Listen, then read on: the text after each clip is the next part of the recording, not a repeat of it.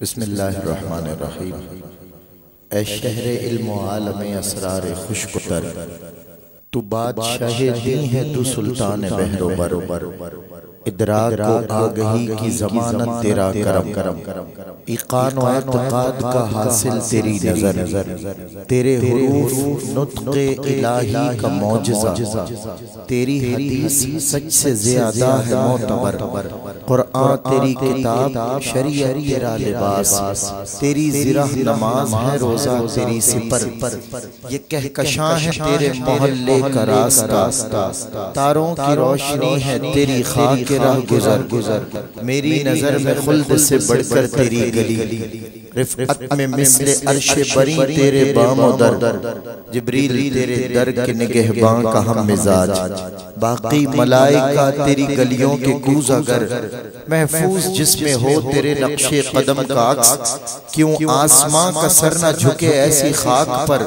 کیا شے ہے برق تابش جستے براق ہے، معراج کیا ہے صرف تیری سرحد سفر، موج صبا کو ہے تیری خوشبو کی جستجو، جیسے کسی کے در کی بھکارن ہو در بدر، قامت تیرا ہے روز قیامت کا آسرا، خورشید حشر ایک نگی تیرے تاج پر، اور ہر رات تیرے گیسوئے امبر فشاں کی یاد، تیرے لبوں کی آئینہ بردار ہے سحر، آیات تیرے حسن خد و خال کی مثال، واللیل تیری زلف ہے رخسار، والقمر والعصر زاویہ ہے تیری چشم ناز کا، والشمس تیری گرمی انفاس کا شرر، یاسین تیرے نام پہ الہام کا غلاف، طٰہٰ تیرا لقب ہے شفاعت تیرا ہنر،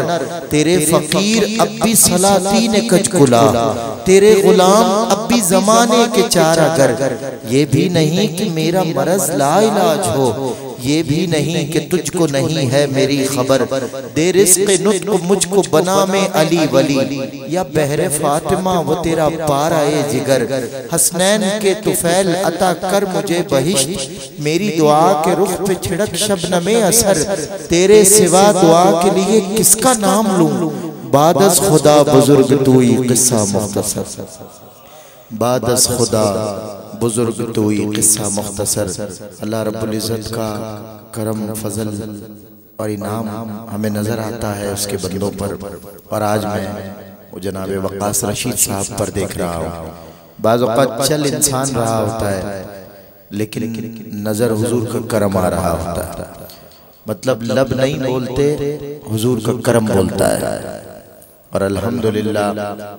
جو اللہ رب العزت نے نیکی کے بعد دیگرے اس دولت قدے سے نوازا، میں دعا کرتا ہوں اللہ اس گھر کو ہر بے برکتی سے اتنا دور رکھے جتنا اللہ نے رحمان کے بندوں سے شیطان کو دور رکھا ہے، اللہ تبارک و تعالی ہر نظر بد سے بچائے، ابتدا ہی میں، کیونکہ محفل کی جو ابتدا ہے وہ گلدستے کے لیے ترتیب دیے جا رہے ہوتے ہیں کچھ پھول، تو پہلا پھول یہ رکھ دیں کہ اللہ تعالیٰ اس گھر کو ان کے لیے پاک بان فرمائے اور پر رونق فرمائے، ان کے بچوں کے نصیب بلند ہوں، اور ہر بری نظر سے اللہ اس گھر کو محفوظ فرمائے۔ اللہ رب العزت نے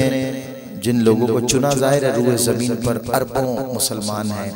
اور ان میں سے چند ایک پر وہ عنایت فرماتا ہے کہ انہیں یہ محفلیں سجانے کی توفیق دیتا ہے، اور مجھ سے جب کبھی کسی محفل میں کوئی جاتے ہوئے کہتا ہے کہ یہ دعا کریں محفل قبول ہو جائے، تو میرا ہمیشہ اس کا جواب یہ ہوتا ہے کہ یہ محفلیں قبول پہلے ہوتی ہیں، سجتی بعد میں، اگر یہ قبول نہ ہو تو آپ کو سجانے کی توفیق بھی نہ ملے، اور پھر الحمدللہ ہمارا ان محفلوں میں آ جانا، حضور کا نام لے لینا، یہ ہماری روح کو پاک کر دیتا ہے۔ جب زبان پہ حضور کا نام آ جاتا ہے تو آپ کی روح پاکی حاصل کرتی ہے۔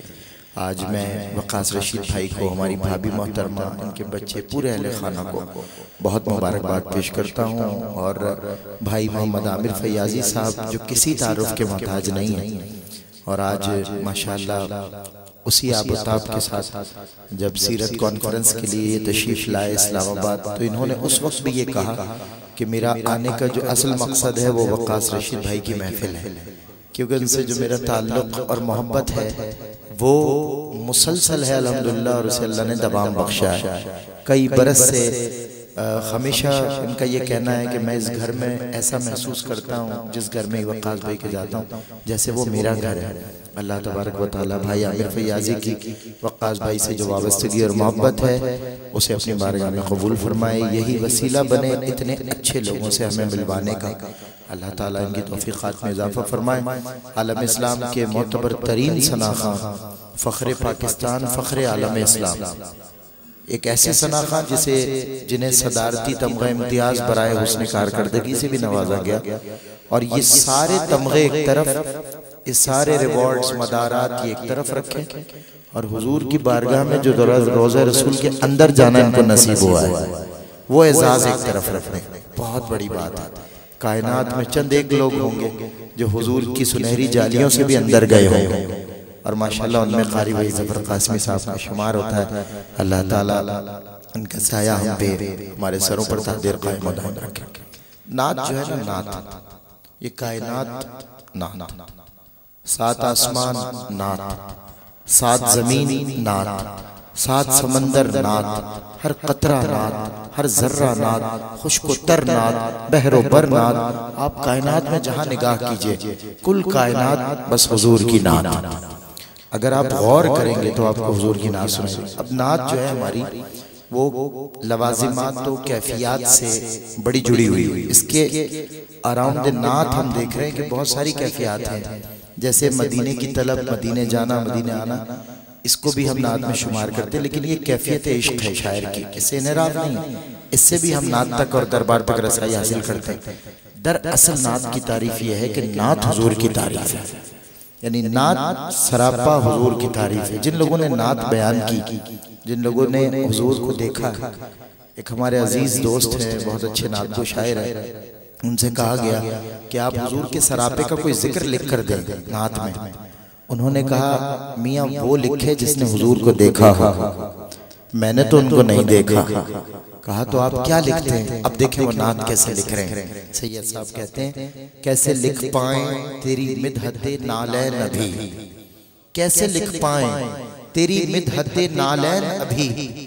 دیدہ حیرت و حسرت کے ہیں مابین ابھی۔ اور آقا آپ کے پائے مبارک کے یہ نوری جوڑے جیسے جڑ جائیں گے شرقین سے غربین ابھی۔ اور قریہ جامع اچانک تیری خوشبو مہکی، قریہ جامع اچانک تیری خوشبو مہکی، شاید آئے ہیں کہیں سے تیرے حسنین ابھی، شاید آئے ہیں کہیں سے تیرے حسنین ابھی۔ وہ جس مکان میں ذکر حضور ہوتا ہے، وہ جس مکان میں ذکر حضور ہوتا ہے، وہ گھر میں سالے تجلی طور ہوتا ہے۔ اور نبی کے ذکر کی محفل میں کوئی ہو یا نہ ہو، نبی کے ذکر کی محفل میں کوئی ہو یا نہ ہو،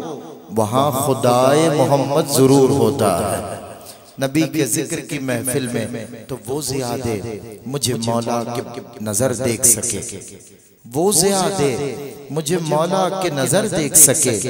کچھ نظر آئے نہ آئے تیرا در دیکھ سکے۔ اور میں یہیں بیٹھے ہی کر لیتا ہوں طیبہ کا سفر، ہے فرشتوں میں کوئی جو میرے پر دیکھ سکے، اور نور ہی نور ہے سر تاب قدم میرے حضور۔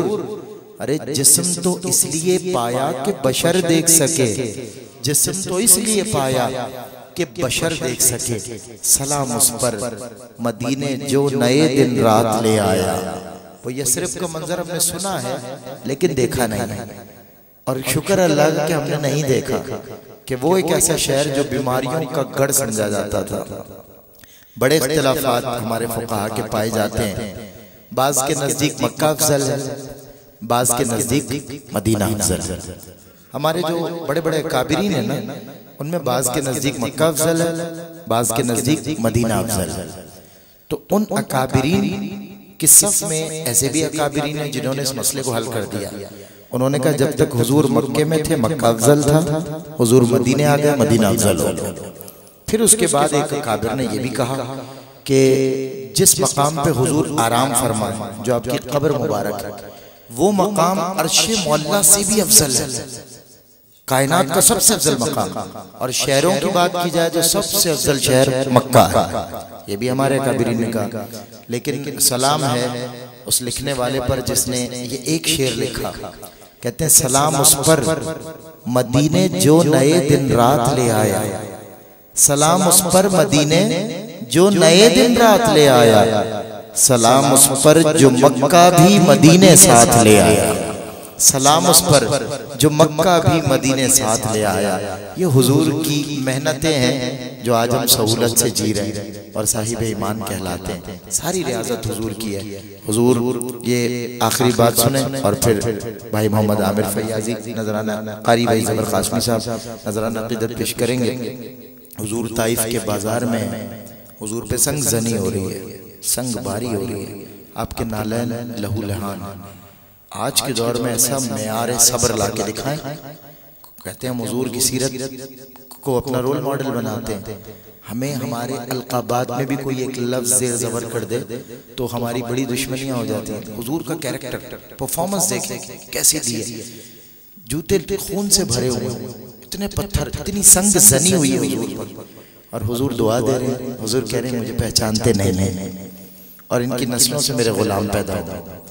اب میں حضور کی بارگاہ میں قاری صاحب کو بلانے سے پہلے یہ ہدیہ کر رہا ہوں کہ آپ تو